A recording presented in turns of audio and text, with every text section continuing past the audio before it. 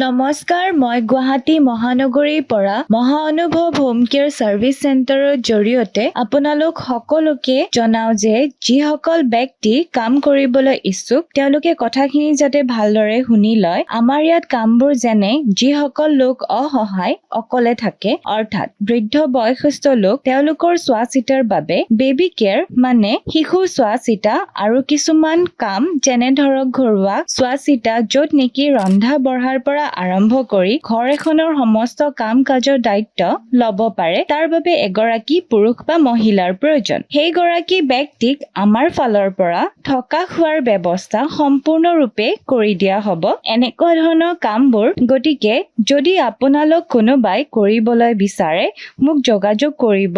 যোগাযোগৰ বাবে ফোন নম্বৰটো মই ভিডিঅ'টো স্ক্ৰীনত দি দিছো, মোক কন্টেক্ট কৰি ল'ব। শেষত আপোনালোকে ভিডিঅ'টো সকলোৱে যাতে শ্বেয়াৰ আৰু ফলো কৰি দিয়ে। ধন্যবাদ।